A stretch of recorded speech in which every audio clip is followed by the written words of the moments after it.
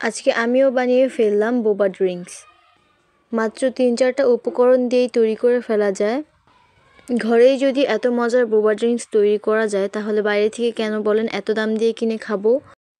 আর এটা যেই উপকরণগুলো দিয়ে তৈরি করব সেটাও আহামরি সেরকম দাম না। আজকে আমি দুইভাবে বোবা ড্রিঙ্কসটা তৈরি করব।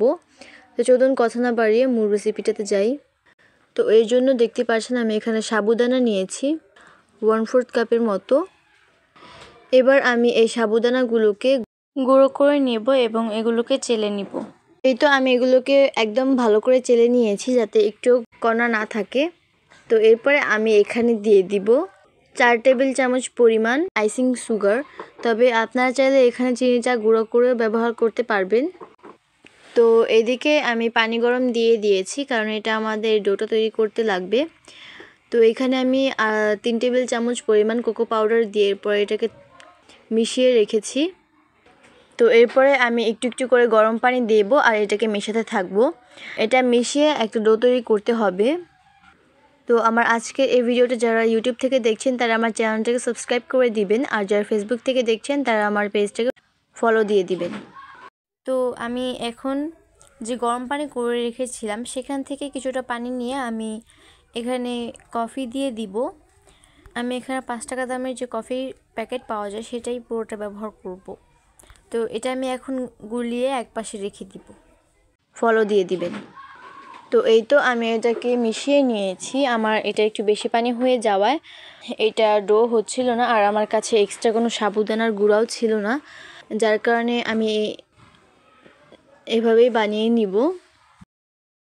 তো আমি এখান থেকে একটু নিব আর হাতের সাহায্যে ঠিক এইভাবে গোল করে নিব।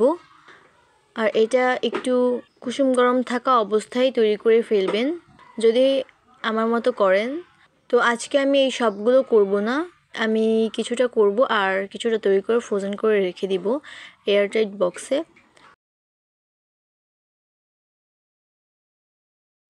তো এই তো আমার যতটুকু প্রয়োজন আমি ততটুকু কিন্তু বানিয়ে নিয়েছি। তো এরপরে আমি এটাকে সিদ্ধ করে নিব। এই জন্য আমি একটা প্যানে পানি দিয়ে দিয়েছি, পানিটা গরম হয়ে গিয়েছে। তো আমি এখন এইখানে বাবলগুলো দিয়ে দিব। তো এরপর এটাকে সিদ্ধ করে নিব। দেখতে পাচ্ছেন কত সুন্দর এগুলো একটা একটা করে ভেসে উঠছে। তো আমার এটা কিন্তু সিদ্ধ হয়ে গিয়েছে, আমি এখন এটা নামিয়ে নিব। আর এটা সিদ্ধ হয়েছে সেটা বুঝবেন কিভাবে, একটা উঠিয়ে খেয়ে দেখবেন। এটা যদি একটু শক্ত হয়, মানে ভিতর দিয়ে একটু কাঁচা কাঁচা থাকে, তাহলে এটা আরও একটু জাল করে নেবেন। আর যদি একদমই জেলির মতো হয়ে যায় তাহলে এটা নামিয়ে নেবেন।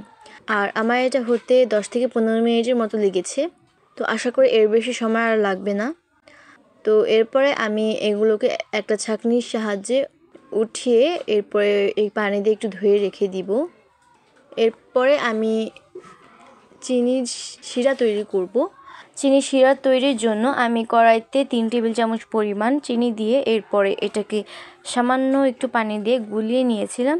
যখন এটা একটু লালচে লালচে হয়ে এসেছে তখন আমি বাবলগুলোকে দিয়ে এবার নামিয়ে রেখেছিলাম।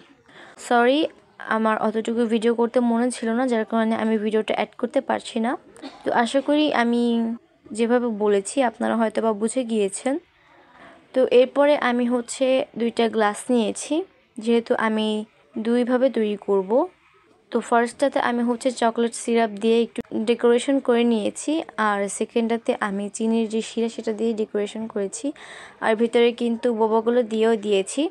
এখন উপর দিয়ে কিছু বরফ দিয়ে দিচ্ছি। বরফ দেওয়ার কারণে কিন্তু এটাও খেতে আরও বেশি ভালো লাগবে। তো এরপরে আমি এখানে দুধ দিয়ে দিব, আর দুধটাকে কিন্তু আমি নর্মাল ফ্রিজে রেখে দিয়েছিলাম যাতে এটা ঠান্ডা হয়।